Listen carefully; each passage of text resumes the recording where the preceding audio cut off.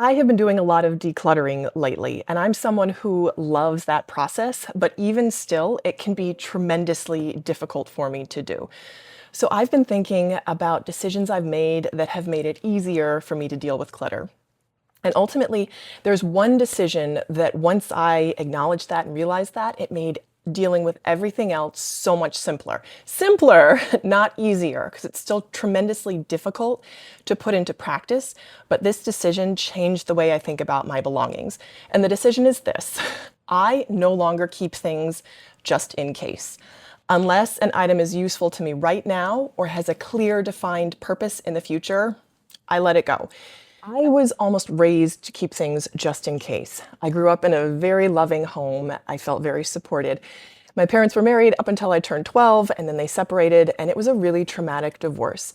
And I think anytime you go through trauma, your reaction to that will manifest in your outside world. There are a million different ways to deal with and process trauma, some of them healthier than others.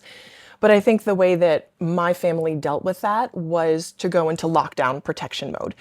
I know that there was a tremendous amount of insecurity and instability during that time, and the instinct was to keep everything because you don't know what you might need. Like, don't get rid of that piece of garbage because you don't know if you might need it. And it wasn't as extreme as you've seen some examples, but like I remember I was trying to get rid of maybe some shirts, and my mom was like, don't get rid of them. You don't know when you might need them. And there's a time and a place for keeping things just in case, but in this case, it became almost negative. So, I mean, the shirts example was kind of a little bit tamer, but the prevailing sort of thought was don't let go of that. You don't know when you might need it in the future.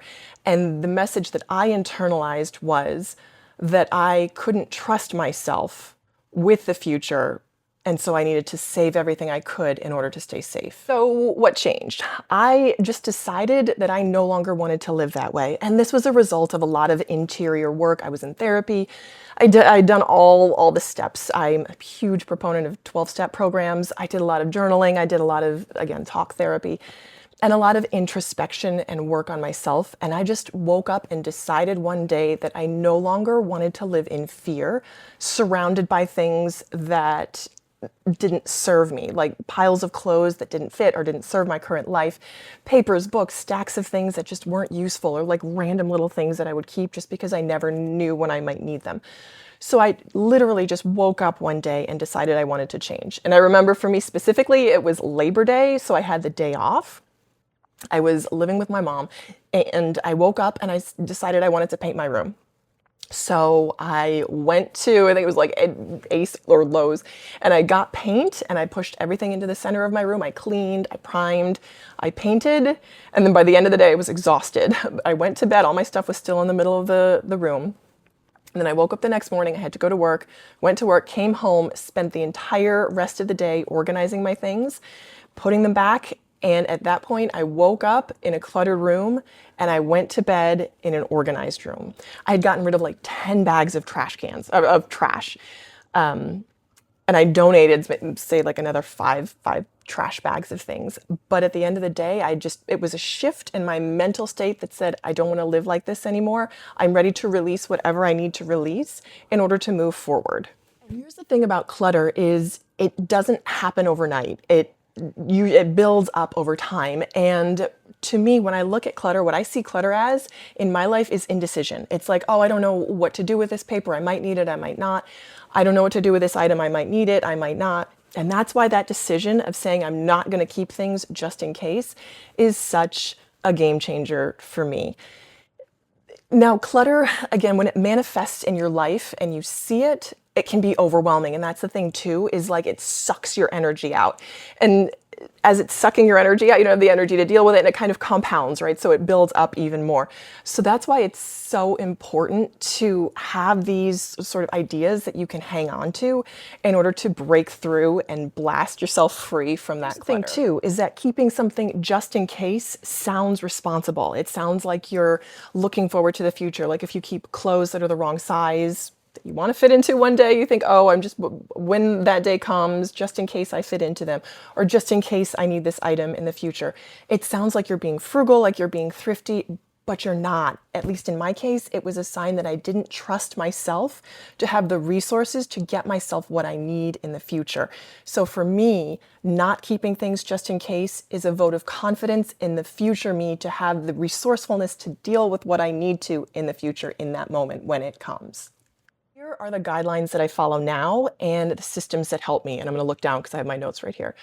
The rule is if I don't have a specific use in a realistic time frame for the life I'm currently living, that item doesn't stay, period. And there are different categories that an item might fall into, but if it doesn't fall into those categories, it's gone. Like, for example, Christmas decorations or craft items, which are a huge thing. I'm overrun with craft items and I don't even craft. So it's very important that I have these systems in place.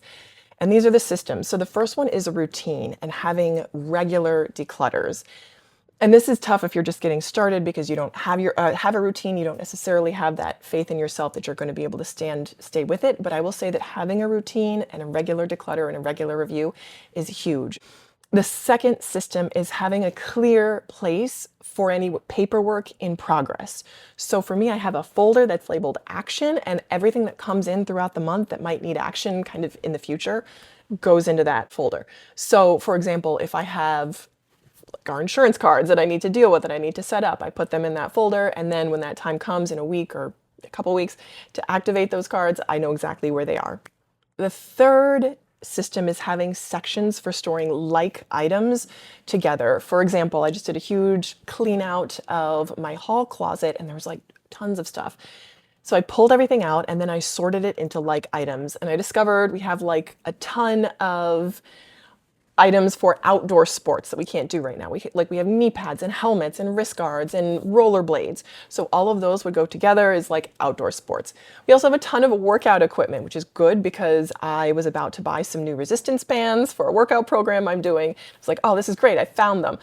But I keep everything for indoor exercise, like those resistance bands, those exercise balls, those like wrist weights, keep them all together in an area where I know I can come back to them again. And then I label it because I feel like labeling has made a huge difference in being able to find what I need quickly. Again, putting this into place is simple, but so not easy. And here I can give you a ton of examples that I've just recently come across. And again, I'm someone that loves decluttering and this process, but it still is an emotional thing for me. So having that rule of not keeping things just in case is tremendous. Like, for example, these are things I was struggling with.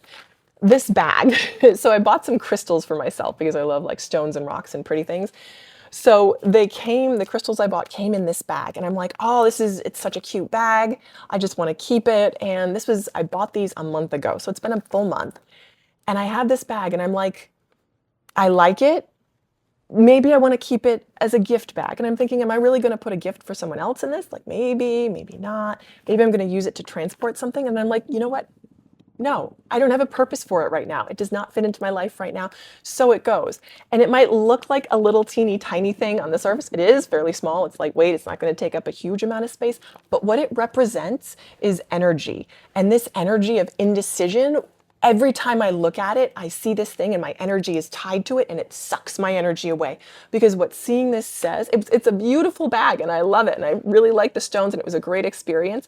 But what this bag says is I can't release it right now.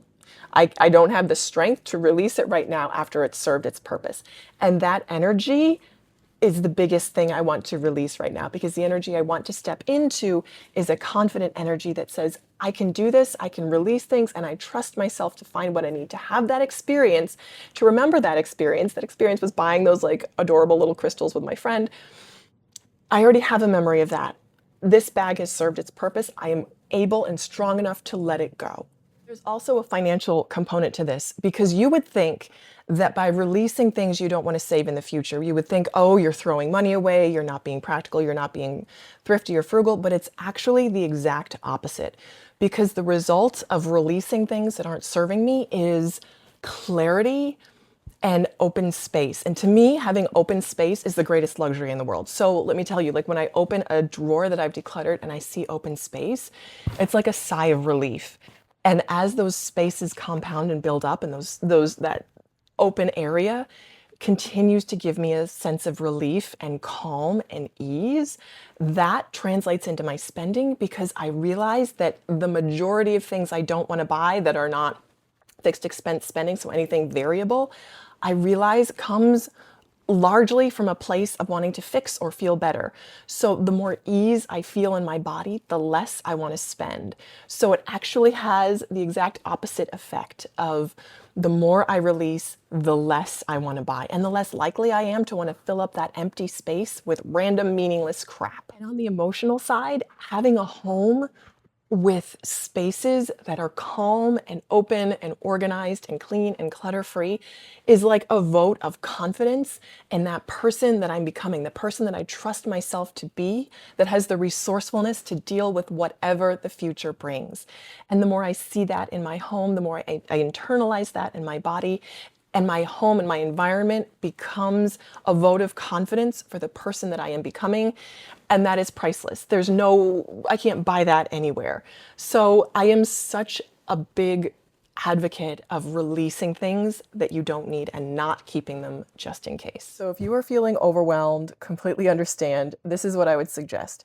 Take one area of your space that is manageable, like a drawer or a desktop or like a nightstand table, and start there. My method is to take everything off of that space to move it into a different space, so sort it out of context, and then keep only what you know you will use and what you need for right now, and then release everything else.